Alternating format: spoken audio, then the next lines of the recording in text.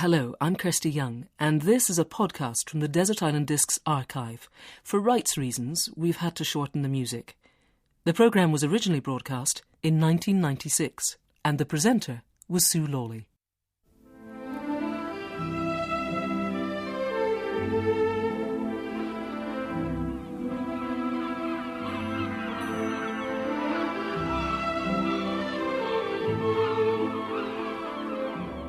My castaway this week is an intellectual. He was born into a Jewish family who lived in Paris and fled with them in 1940 to America. This early experience of being brought up in a secure, happy home surrounded by a world of terror has influenced much of what he's said and written since. The English academic establishment has taken decades to accept him, despite his huge early popularity as a Cambridge lecturer. But his books have always been influential. His mind is a warehouse of knowledge, which, in works such as Language and Silence and in Bluebeard's Castle, has been channelled into a ferocious advocacy of the values of European culture. He's well aware of the pitfalls of such convictions and stays close to his father's advice, and I quote, "Always have your bags packed." He is George Steiner. Advice, George, guaranteed to give you a sense of impending crisis. Did your father intend you to take it literally? Oh, very much so. Remember that Hitler was coming nearer and nearer. And the important thing, I think, was to say, we're going to see that, I hope, in some of the music, don't be afraid. The world is a very large and very exciting place. But is it advice you've always stuck to? You didn't, for example, stick to it, did you, in the 60s when the Faculty of English at Cambridge rejected you, didn't let you in? You didn't up and off. I didn't because I had to find something in Europe. My father, who was still alive, very ill, when he knew what was going wrong in Cambridge, I went to see him, and with some very, very handsome senior American offers of chairs in comparative literature. And he said, of course you must take them, but how very sad that Hitler has won. What he meant by that was that if I left Europe with my family, then the great boast that none of us would survive in Europe would have been fulfilled. And that evening or night, I phoned my wife, who's very distinguished down in Cambridge, and I said, I think I'll do anything. I'll sell insurance. It's also very exciting, but I will not stand my father's contempt ever again. And so, very luckily, other things turned up in Europe. Terrific onus, though, he put on you. I mean, he was in America. Why did you have to keep the Steiner name going in Europe? He was in America and unwell and had become a very successful man of business with only one vibrant purpose, that I wouldn't even know the difference between a share and a bond. I mean, his passion was, very Jewish passion, that a child should be a scholar or a teacher or something to do with the life of the mind. And he worked so that that would be possible. That's a historical pattern which goes back a long, long way. But what he was saying to you in saying, always have your bags packed, it seems to me, was you are what you are rootless, and you should be proud of it. Absolutely. Because trees have roots, and I love trees. I have some wonderful ones in my garden. Human beings have legs. I regard this as a tremendous advance. And what he meant me to understand was that the peregrine condition, the pilgrim's condition, the refugees, the wanderers, has its own great joys. And the proof of your rootlessness is that you don't have a first language. Well, you have 3 or 4 first languages. I was brought up, of course, like everybody is, by Mama. And Mama was a Viennese grande dame. And she used to begin a sentence in one language and end it in another without even noticing it. She's quite unconscious of it. She's a superb linguist, an immediate ear. And so I picked that up. I picked up the languages at the beginning. And I think I was somewhat surprised when I discovered that most people are monoglot. I hadn't at all believed this. I hadn't known it as a very young child. So there's no answer to the question, George Steiner, where is your homeland? Oh, wherever there's a table and a typewriter or a pen. Tell me about your first record. Well, like so many Jewish homes in the 30s of Central European background, Wagner was immense. It's a big paradox. Wagner's anti-Semitism we all knew about. Wagner was surrounded by Jews. Jews had largely made Bayreuth possible, etc. So the ruling was, father said, no more in German. He couldn't bear it. So we had some French Wagner. And there's a singer, Rogachevsky, and his Lohengrin was something we heard very often. And today, as I listen to it again, the sheer wonderful absurdity of it, doesn't he turn it into a French opera, Le Roi Dix or so? But it still moves me enormously. temps dur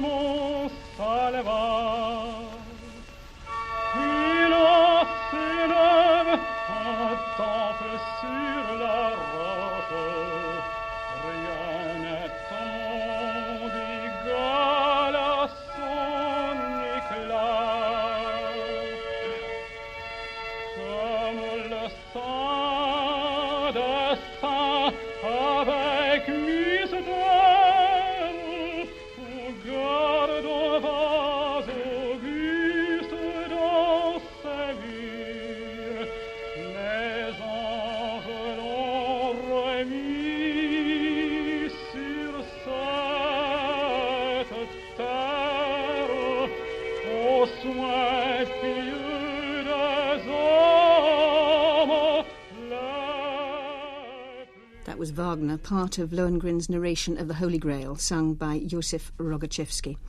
Your father, George Steiner, true to his own advice, had fled Vienna in the mid-20s, 1924, I think. Yes. Did he then have a sense of the terrible things that were to come? Total. We have his diaries. He expected it to come from there, not Germany. And of course it did, in a sense. And he came to Paris with Mama, my sister. I was born in Paris, brought up in French school system. But he obviously did very well, because by the time you came along in the late 20s, you were living in a very smart arrondissement. He did very, very well indeed. He began his life 3 times over soon. And he said it was each time very, very difficult and enormously exciting. How early in your life were you aware that life for a Jewish family was different, was an unfair business? Oh, right at the beginning. I remember being chased down the street from my lycée by the boys yelling, "Rather Hitler than Blum." That was at the time of what is called the Front Populaire and the socialist government in France. It was a constant element. That's how you grew up. You had to know that something very big was coming. One couldn't, of course, tell what it really was, but that the situation was precarious. So you did know fear, even when you were small, despite what your father said to you? I must have, but I also knew enormous confidence and support.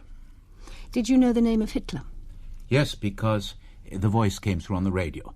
Those are among the most distinct memories I have, gathering at the old-fashioned radio, honeycomb kind of shape, through the crackling, to hear that voice coming through. But how did your parents react when you were chased down the street, as you describe? I mean, they would surely That was scoop one you wonderful up. moment which probably shaped me for the rest of my life.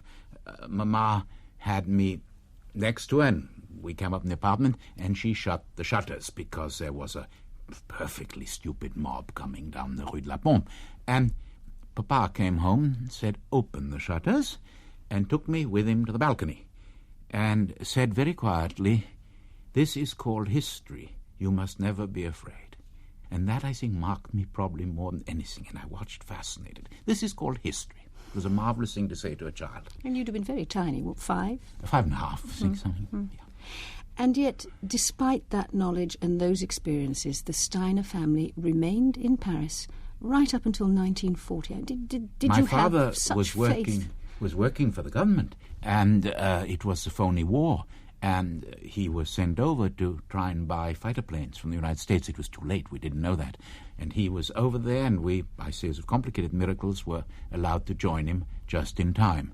But from my class in that lycée, which was heavily, heavily Jewish, because the 16th arrondissement was at the time, only one other, so far as I know, child has survived. Only one other. There are 2 of us. But why did he leave it so late, 1940? Because there was the hope of fighting Hitler. And after all, France had helped win the First World War, and very few people realized that the second one was an altogether different business. And how did he get you out at that last moment? It's through an American ship, through Genoa, just before Italy came in. So it was a series of miracles. Record number 2. Well, exactly what you've been asking. Number 2 is that Largo from Handel, sung by Schlusnus, whose text says, "Thanks be unto you, my Lord, you have led your people through the sea," it's the Red Sea, "you have led them by the hand."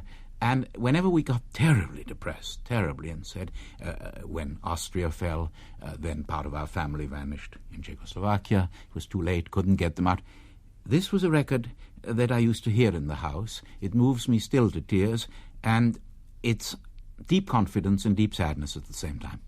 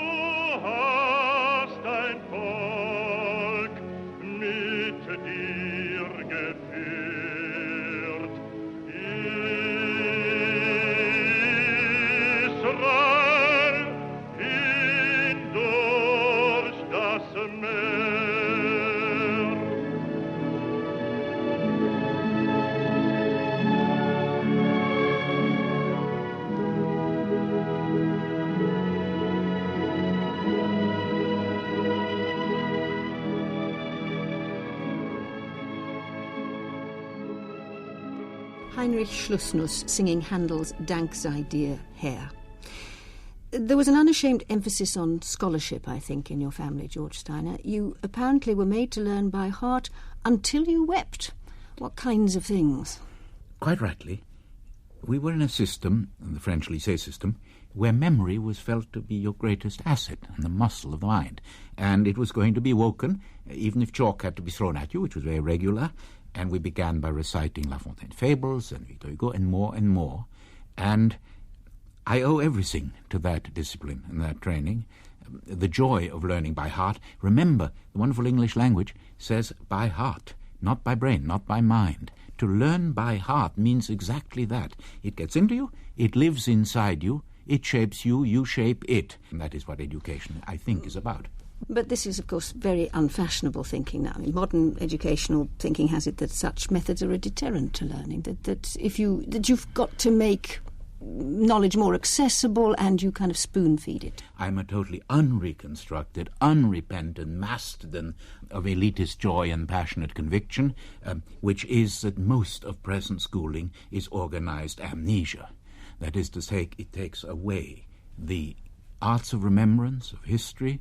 It leaves people with very little inner ballast. Now, that's fine when all is going well. Now, when all is going well and you're beautiful and young and earning a lot, and then you can sail very lightly before the wind.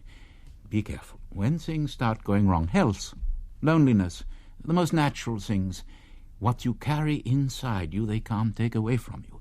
And it suddenly richens and richens, and you're no longer alone.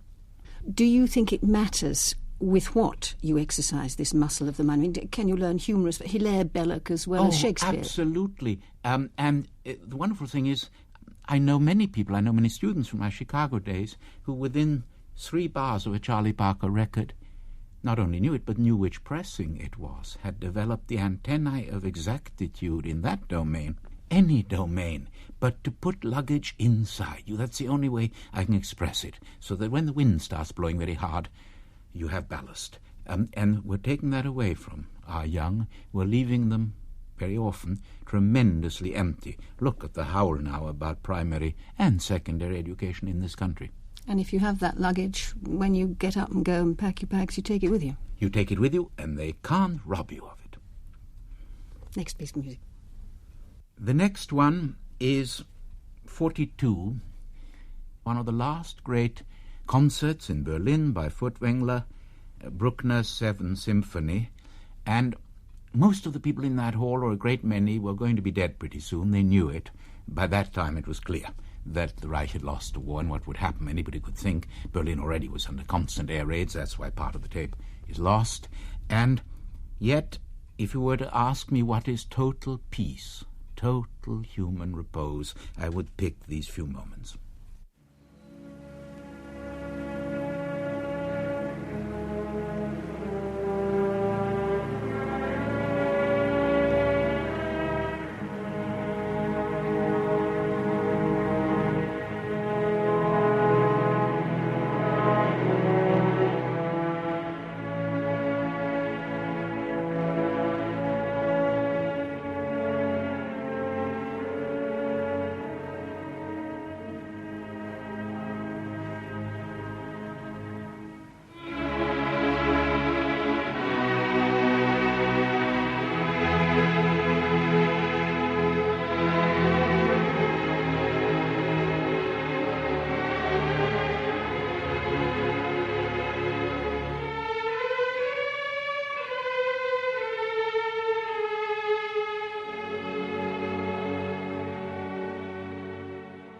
Part of the Adagio from Bruckner's Symphony No. 7, played by the Berlin Philharmonic, conducted by Wilhelm Furtwängler. I think some people might be surprised that you specifically choose Furtwängler conducting there, and perhaps also the piece of Wagner earlier. And you tell me that Heinrich Schlussnuss was a favourite of the Nazis. All of them in their different ways associated with Nazism, so you choose them despite their political implications, do you? Because in part the horror of the phenomenon and the wonder of it and the strangeness dominated so much of my childhood, but more specifically, I began so long ago in a book called Language and Silence, trying to struggle with how do you cope with men who play Schubert beautifully in the evening or sing Lieder, and then our torturers during the day, which we can document. I picked this passage from Bruckner, himself a strangely unworldly, holy person, because of its infinite tenderness in midst of hell. And this, I admit, leaves me always baffled and asking. But let's look at the case of Furtwängler briefly. His career might have collapsed if he'd insisted on playing what the Nazis didn't want to hear. And he wasn't the only German musician who towed the line, as we know. You don't entirely blame him, do you? No, he could have left too. But his famous answer was, by staying, there were at least moments of decency and humanity. He could have left. No one who has not been in the situation, I think, knows how they would behave. I've never heard them hammering at my door. I would probably behave abjectly. I'm convinced of this. I've always said, and I've wrapped up in my old English sheepdog, if somebody began beating her in front of me, I would probably break down so fast it would even embarrass the police. I don't know. We each should shut up on these things until we know. And those who do know, who have behaved magnificently. There are in Cambridge 1 or 2 people who went through torture during the Second World War without breaking, and they don't want you to know that, and they will never refer to it. So let's look at the music itself. How important is music to you? We know that your reading and literature, great literature, is enormously important. How does music compare? Absolutely at the centre.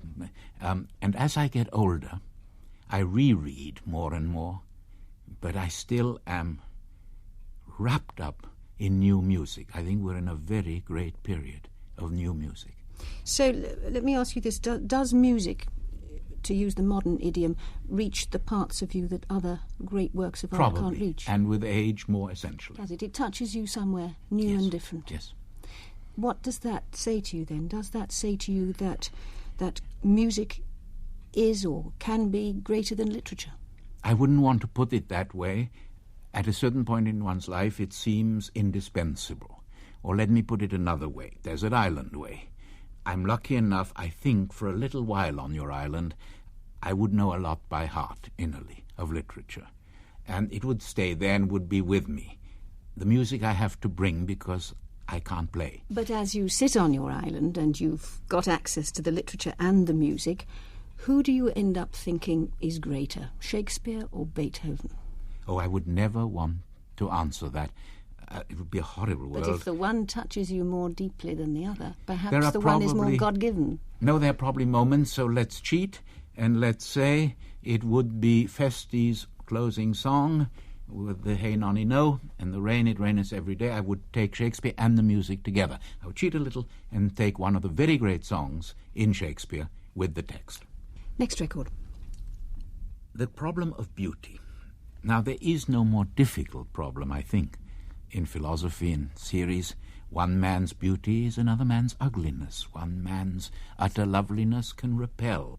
If I had to pick one case where the sense of total beauty, I can put it no more intelligent, stupid way to put it, where beauty incarnate a number of things in Berlioz. It seems to me one of the reasons why Berlioz is so difficult to approach is that he transcends almost any other music in this mystery of sheer loveliness. And I would want that to be with me.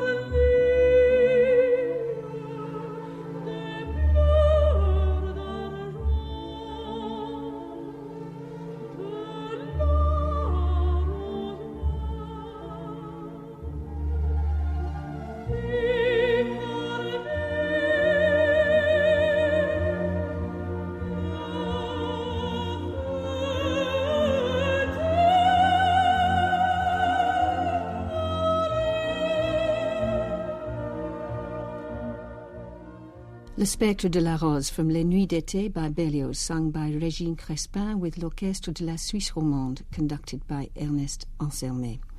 You referred just now, George Steiner, to one of the abiding themes of your work, which is how men who appreciated great works of art could listen to them and read them by night and then put people in gas ovens by day.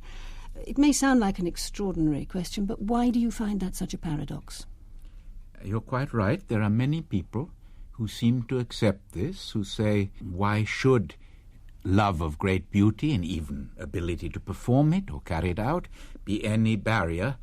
Well, there I got it utterly wrong. All I can plead was there were quite a few splendid people who got it wrong too, from Plato to Matthew Arnold, perhaps to F.R. Leavis, a wonderful teacher, who was certain that the cultivation of the sensibility of beauty, of humanity, of seriousness in art, in literature, in music, in painting would be some kind of help, some kind of barrier against inhumanity. But it's all over our world. Inhumanity can be combined with high aesthetic experience. And I don't have an answer. So the humanities don't necessarily humanize. Civilization doesn't necessarily civilize. It may indeed barbarize. If you truly believe that, you must be a deeply depressed man. Often am, very deeply confused man. But then I keep asking again. Questions... Because you want the answer to be different.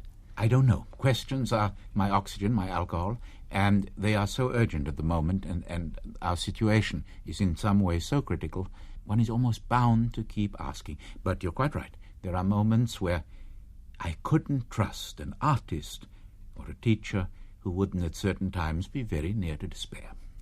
So all we can say is that the great arts entertain, they divert, cultivate, they touch, they move, but they don't necessarily, so far as we know, improve us.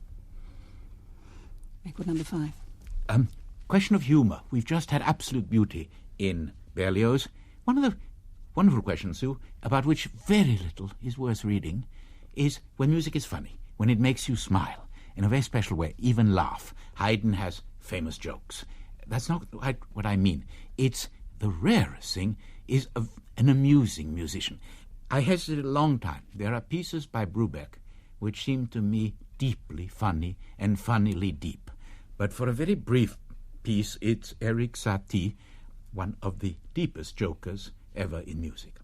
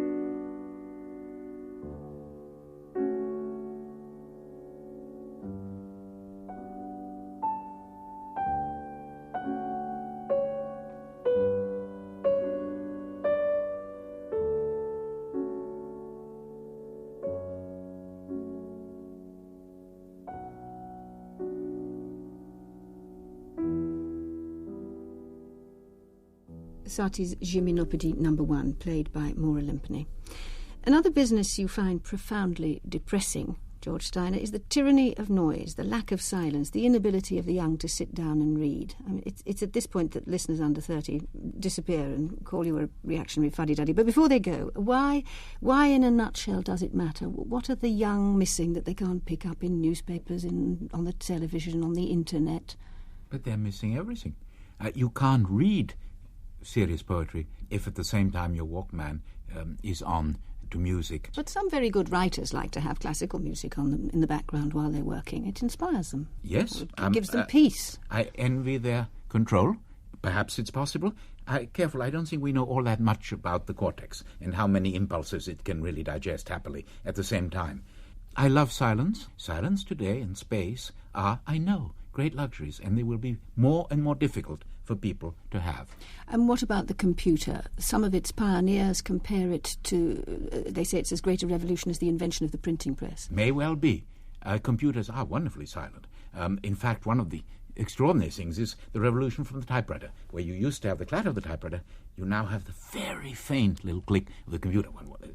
This is meant partially humorously. So you don't find it a threat? It's extraordinarily exciting to see the young, particularly, playing the piano of the computer, their fingers moving with lightning speed. So you're a fan of the computer despite the fact it will stop people sitting in silence or sitting and reading a book, which you believe is absolutely essential. They may read, by the way, on the computer. More and more are doing it. This is more and more, in fact, reading online and from the world's great libraries, which can now come into your own room. And that's acceptable to you, is it? Oh, as this elitist that you say you are. Would be an idiot not to be very excited.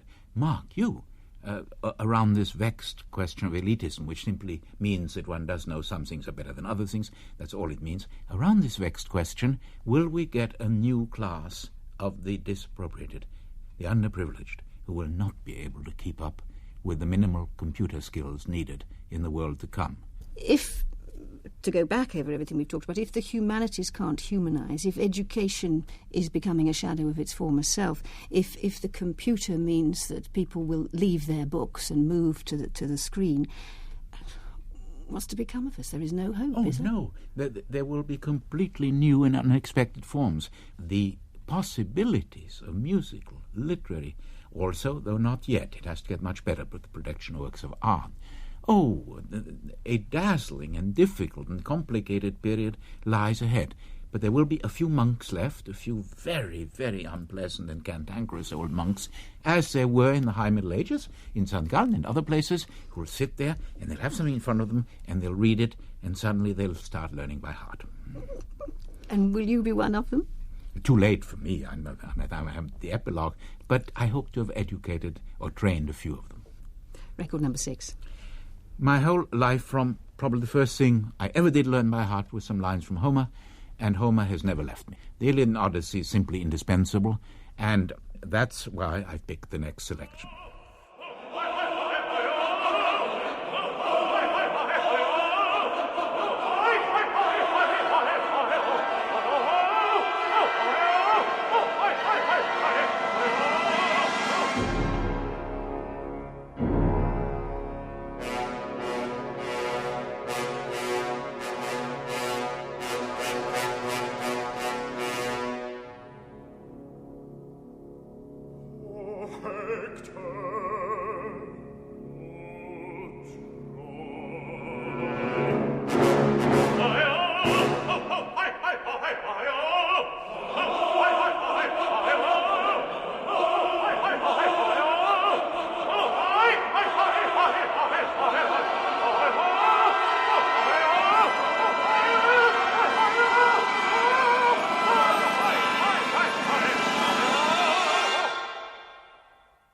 The end of Act 2 of Michael Tippett's King Priam with the London Sinfonietta Chorus conducted by David Atherton.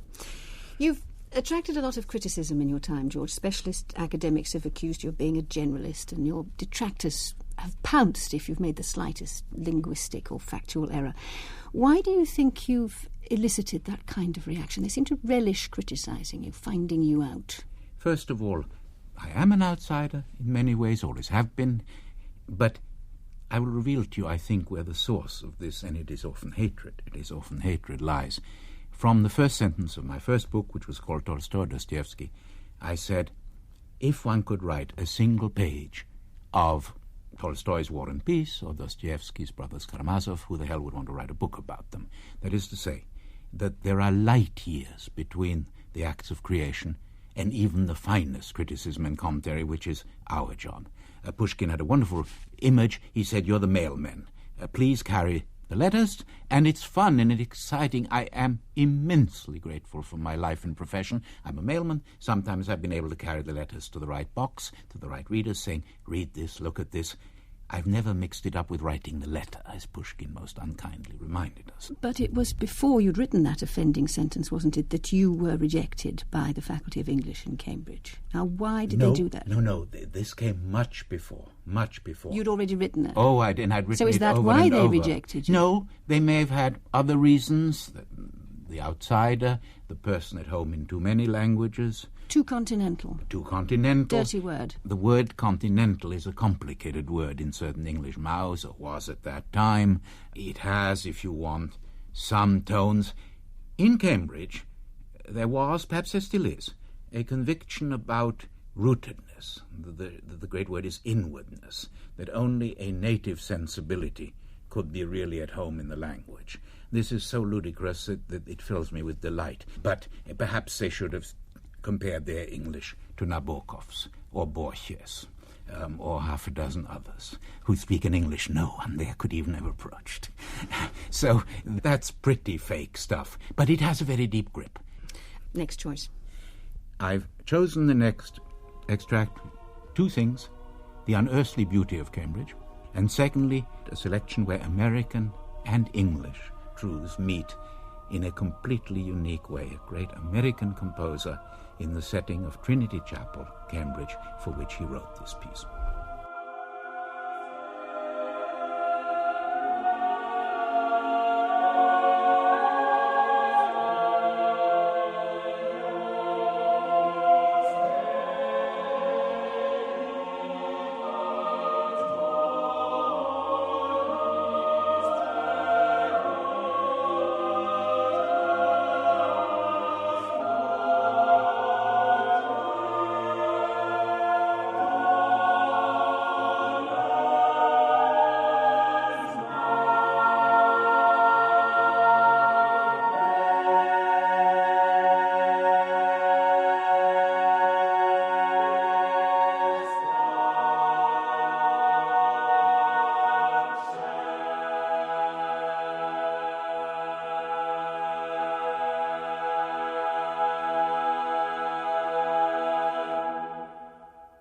Samuel Barber's Agnus Dei, sung by the choir of Trinity College, Cambridge, directed by Richard Marlowe. Your passions, George, are self-evidently literature and music. Are there any others? Or what about food? Yes, I eat too much. I mean, it's one of the great intellectual vices. I try to be very careful about it, but I've been privileged 20 years in Geneva, where one eats far too well, brought up in France. I'm a complete duffer amateur, but I love a good glass of wine. Not terribly much more, but a good glass I delight in. And art, of course, to travel and to see things. And what about love? Are you a romantic husband or loving father? Have you brought your children up exactly as you told us we should be bringing up ours? Others must answer that, Sue. One day I will publish, posthumously, a secret book about making love in different languages. No one has studied this. Each act of love, of sex, is also linguistically surrounded. One makes love in French quite differently than in German, quite differently than in Italian, quite different in English. There are Don Juans of love, and it's a wonderful secret subject. It's buried in a safe. One day it may appear. So let's come to the island. It'll give you the silence you crave. We deliver the music. You've got the great literature in your head. Can you envisage any other advantages of this solitary existence, or is it all bleakness after that? Oh, yes. Time to do some serious listening and reading without the telephone. And you can finish your book, Steiner the Great Lover. Of languages. Last record. This is a record which I've almost identified over and over with so much in my own life. It's France, but it's much more than France. It's a voice such as there's never been again, though it's imitated and imitated. And if you were to ask me, where does the mystery for you of the grip of music lie? Why does a melody or a beat or a modulation enter into you and never leave you again, whether you want to or not? It would be in the opening bars of this selection. Non, rien de rien. Non, je ne regrette rien. Ni le bien qu'on m'a fait, ni le mal, tout ça m'est bien égal.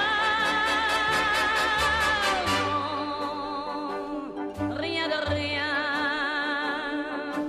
Non, je ne regrette rien. Edith Piaf, Non, je ne regrette rien. Now, if you could only take one of those 8 records, do you know which one it would be? Absolutely not, because I'll tell you why. If I took one, I would somewhat forget the exact memory of the other 7. I want to carry the 8 in me, so I refuse your question. So I would not want any of the others to be diminished. 8 or nothing. 8 or nothing. Okay. You may get nothing, of course. Of course, but then I carry them in me. Your book. The book. Now there is a small publishing firm. I don't want to betray where it is. It's very far away. And they publish, with the help of a computer, a calendar book and appointment book for 500 years ahead. Day by day, exactly, with the astronomical almanac. And I would have that and begin filling in imaginary appointments, engagements, lectures, quarrels, lawsuits, encounters with men and women and children for hundreds of years after my death. And suddenly that would be the book of life. And what about a luxury? No doubt at all. A good little chess computer, and I would never be alone. George Steiner, thank you very much indeed for letting us hear your Desert Island Discs. Thank you, Sue.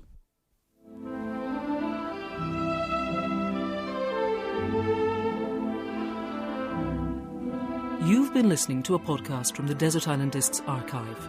For more podcasts, please visit bbc.co.uk/Radio 4.